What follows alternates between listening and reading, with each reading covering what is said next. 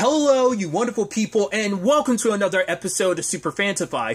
This being a show where I talk about TV shows of the supernatural, fantasy, and or science fictional genre. For today's episode, I'm going to talk about episode 9 of Station 11. A lot of really interesting things went down in this episode, so let's break it down. Well, first and foremost, we're picking up when we're almost at the year time frame of, the aftermath of, well, the flu and everything. So this is nearing the full circle of year 1. And we're focusing on Jeevan and Kirsten at the cabin, kind of getting a little more insight into that.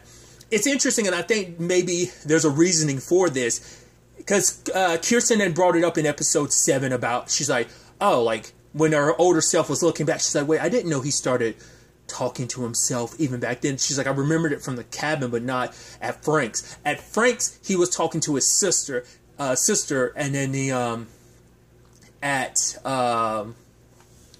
the cabin, he's talking to Frank. So I think that's such an interesting little detail. But obviously, he's having this complication because I think she, like, latched on to Frank a lot more. So he's like, right, he's like, you kind of told me to do all this, but it's like, she doesn't even like me. And it's, because nothing he did was ever good enough. But also, it's just like, well, for one, she's also, I don't know whether that's just something she just has a natural talent for, or whether that's just, like, something related to her parents. Her hunting, that was like, oh, that's pretty good. I wasn't expecting her to be pretty good. He's like, oh, wow, you're a good shot. Because what they were eating, it's like, oh, like, because they're also conversating about all the different people they've met. I love the whole situation of, she's like, right, we need more protein. That's why she went hunting. So, and Jeevan's trying to find his best, because he's saying we should move, but Kirsten's like, no, I want to stay, like, because with everything going on, it's like we should stay in one spot, because she wants one spot to be home, which I think that's ironic, considering all she's doing is constantly moving with and I think maybe that's that parallel of she found a home to maybe because after everything that went down with Frank, after Jeevan, she decided, like, right, sticking in, maybe it ingrained something psychologically in her where she's like, I can't stay in one place, I don't want to stay in one place, because that's why she's like, it's not safe at the museum, because the museum has its complications, but I think also, like, her recent guilt about, thinking about, like, right, if I hadn't stayed for my play, if we had left a day earlier, Frank would still be alive. So I think all of that culminated in her kind of feeling the way she does about staying in one particular place and moving around. Jeevan at one point in time is talking to someone on the radio, and he's going through trouble and like, oh yeah, I'm a doctor and stuff like that. Well, he's like, well, it runs in the family. I'm like, I guess it's like, right, you want to be a little bit more important. You want to, it's like, right, I don't have to be truthful with people. I can reinvent myself. This is me talking to someone I'll probably never meet again. Like, oh, they live by the water. I crossed the ice. We found a random spot. It's just like, we're talking. So it gives him a little bit of an imagination not to just be himself. Because especially amongst him, in his mind, he thinks of himself as the unremarkable sibling. It's like, my sister was a doctor, my brother was a genius, like, and I'm me. So, but ultimately, they went to check out some nearby houses, and Kirsten's supposed to be backing him up. And I was wondering at first, I was like, what took her so long to respond? And in the grand scheme of things, it's because she was so focused on reading the book. And, I didn't talk about this last episode, but Kirsten did bring up, the fact is, she didn't mind, the world ending didn't affect her, because she had the book. It was everything. And maybe that's also why she, like, kept the book away from herself, because with the book around, it was her everything. It was, much like Tyler, it was his escape, it was her escape, and she dived into it, because it's, considering, like, so many people died, Frank died, just there's so much death out there. You need, like, as a kid, she needed something to compensate, and like that was her way of processing and dealing with everything, was diving herself into this world. Because I think it's almost like by focusing on this story over and over again, especially with a story that technically doesn't have an actual end, apparently. Because I didn't talk about that, but that kind of got brought up last episode. But Frank was telling her, like, right, you kind of have to make it for yourself. Don't think about what the author wants. Like, think about what you would want, what you want, and what your thoughts are. But I think it's just interesting knowing, like, right, the book was so important to her, and because of that, she didn't protect Jeevan when he got attacked by that lady, because she's like, right, are you mad at me? And she's like, sorry. And he was like, that should have been the first thing that came out your mouth, That was a really sad house that he was in, because like the moment that like he played the keyboard and it was like sound bites of like people, and it's like, right, he basically, because at first I was like, is it just your kids? But then you hear a woman's voice, it's like, right, your wife and child died, and to keep them alive, you took recordings of them, whether it's like voicemails and stuff like that, and you made it into music. It was your way to keep them alive, and eventually he died. I don't think it was a suicide thing. Maybe he just... Jeevan said that basically he lived longer. Maybe he might have been a DJ or something. But the question is, like, did he eventually get sick and die? Because he died on the couch, whereas his family was in the bed. So either way, that was kind of like heart-wrenching to kind of like slowly piece that together when he was like, when Jeevan was playing the keys and there were sound bites associated with it, and then you kick in the music and the whole thing plays, and I'm like, it was his way to keep people alive. And I think that's so interesting in contrast to, like, you know, David, or rather Tyler would say, like, oh, there was no before. So when she was distracted checking a trap, Jeevan ended up throwing away her Station 11 book, because he's like, oh, let's watch a movie or something, because he ended up getting, basically someone turned a car battery into like a charger. It's like, oh, you can charge your phone, you can watch a movie and stuff, but rather than focusing on the movie and other stuff, like, it's like, right, nothing I'm doing, like, we're not clicking, maybe just because of everything, without the dynamic of Frank around too, and just maybe her way of compensating from it, like, she just dived deeper into the book. Because also we see the beginnings of like how good she's getting with that knife. Because even at one point, Jeevan's like, "Wow, you're getting pretty good with that." But once again, it's just she wanted to stay, he wanted to leave, and that led to some complications. Especially later on when she finds out he threw away her book and she was going to go out there and get it. He's like, "You're not going anywhere, goddamn." He's like, "I'm sorry, my head hurts. That's the reason why I'm yelling at you." And she's like, he's just like, "It's not." Like, your book is still in the plastic, so it's fine. But essentially, they got into this whole argument, because for him, it's like, I wasn't even supposed to be here. I was supposed to just drop you home. Like, ever since I met you, I haven't had any choices of my own. It's like, he can't say that considering he's made his own choices. But I think making those choices is, you know, how the rest of the episode kind of works out. It is about what choices you decided to make. You made a complaint about you didn't get a chance to make any choices. Now you do. And I do love that he's like, oh, like, you need to be around other kids. I need to be around other adults. It worked out in the end, considering she eventually met up with the Traveling Symphony, but where he ends up later on, you're like, oh, you kind of get both adults and babies, other kids, but regardless. But he blew up at her because she was like, you're the one that made us leave Frank's. And he was like, well, he's dead because we stayed for your stupid play. We should have left a day late or something like that. And it hit her pretty hard, him saying that. And he went out. And I love that. Usually, like, obviously when he was talking to his sister or when he was talking to Frank, they weren't actually there. But this time, like, either it was the knock on the head or whatever, but even he knew something was up. Because apparently what started all this too is like, earlier on, when she was throwing her knives, it's like, oh yeah, like, Frank back at his place told me your nickname. It's like, what's that? Leaving Jeevan. And she's like, are you leaving Jeevan? And he was like, no, of course not. And so it's like, right, you had to keep up that nickname. Now she's going to think I'm unreliable, which even, like, in his head, Frank is like, that's not what I think. I never thought that. And that's sad because, like, that's why, once again, she's so attached to, like, thinking that, oh, like, you know, that's why she's so hesitant to ever say goodbye to people. She doesn't want to say goodbye. I don't even know if, like, and I think maybe she got that from Jeevan too, where it's like, he never properly ever said goodbye to anyone either. I don't think he ever properly said goodbye to Frank, but, you know, not that I can remember, but maybe he did.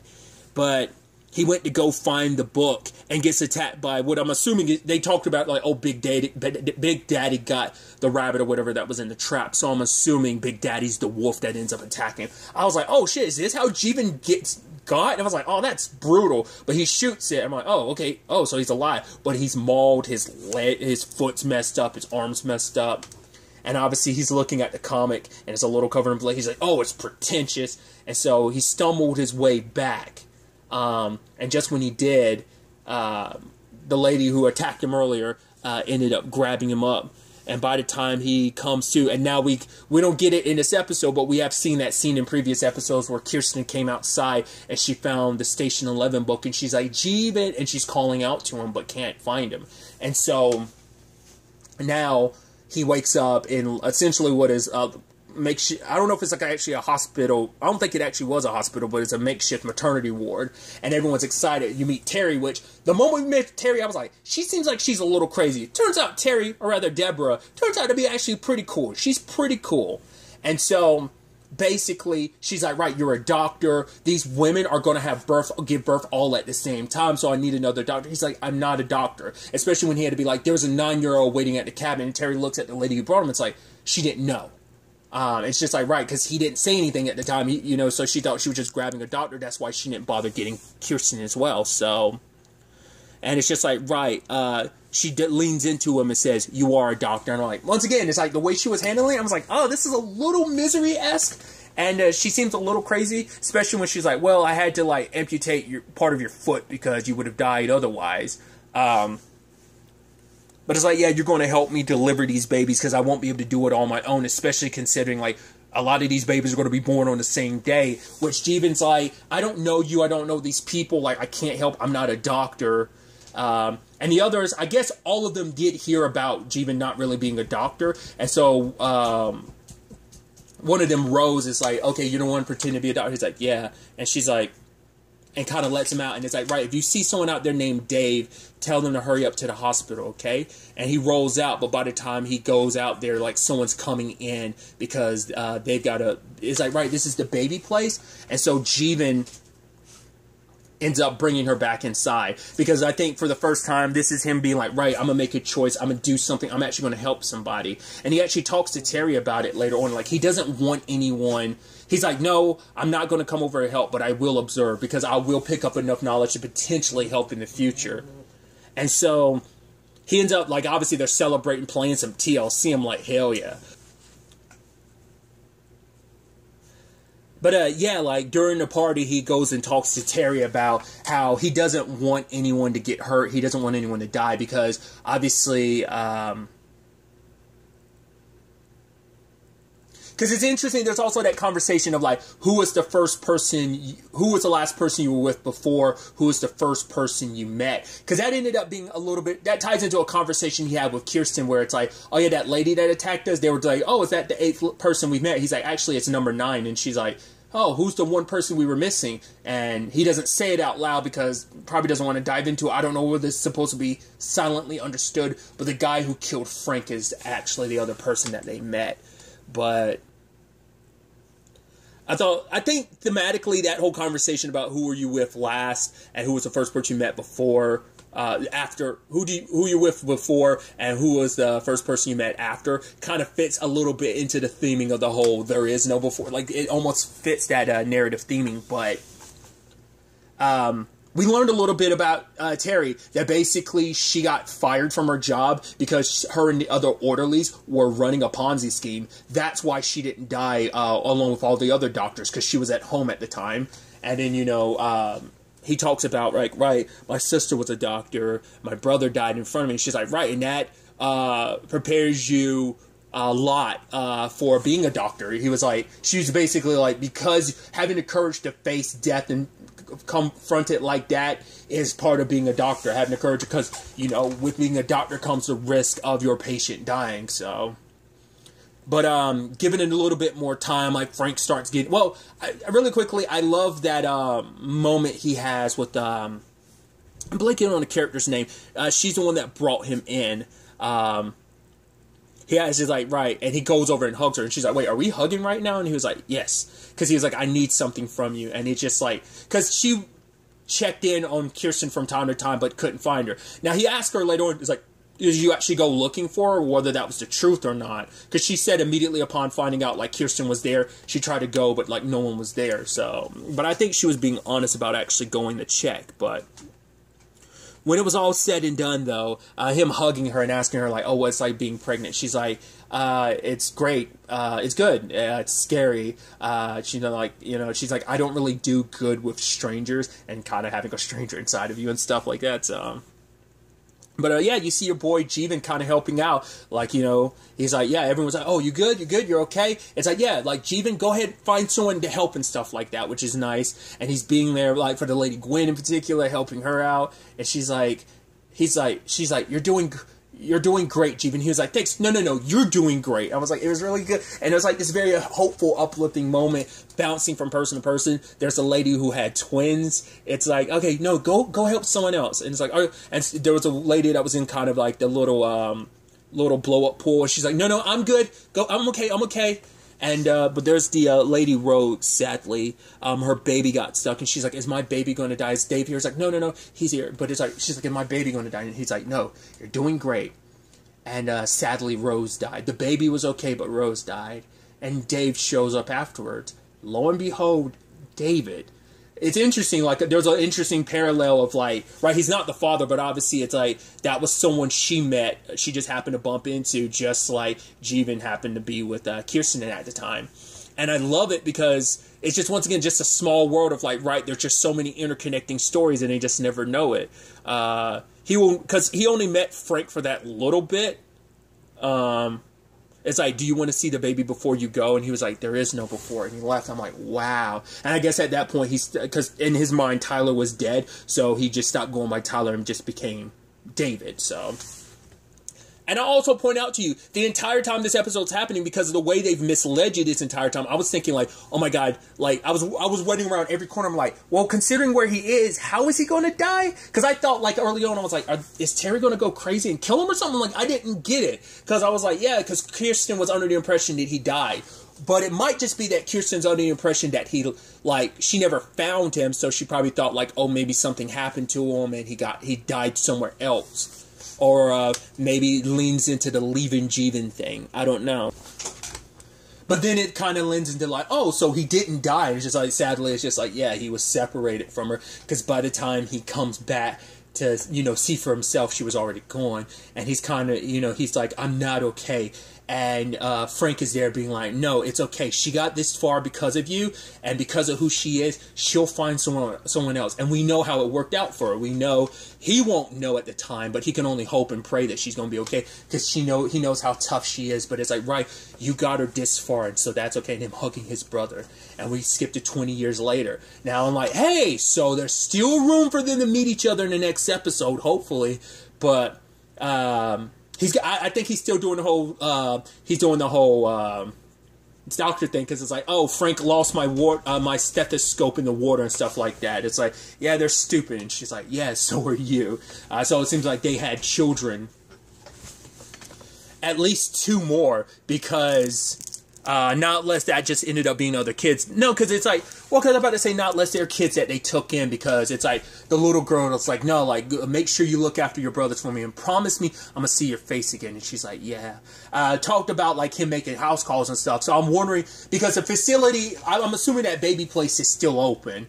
And I think that's the kind of interesting thing that, yes, there are your terrible people in this world, like the red bandanas, but they're not the focus of the show. They're kind of an in and out background thing that's mentioned. We see them like once, that's about it, but they're not the big focus. It's about these people and their story, and not kind of like the rough ships and where their stories have taken them over the course of everything. But it's not meant to be this like, it's a little depressing in certain regards, but it's not meant to be this awe-inspiring, like, super uber depressing, like, post-apocalyptic thing. Kind of like how The Last of Us can be in certain points. So it's not of that ilk, but I wonder, like, him talking about making house calls and stuff, I wonder, is that in reference to the fact is that he still goes back to that facility to check on everyone having their babies and stuff. But either way, I thought that was really nice. But like I said, knowing he's still alive and everything, I think there's a good chance for him and Kirsten to run into each other again after all this time. And I'd love that. I mean, things would be complicated, sure, but it'd be interesting too if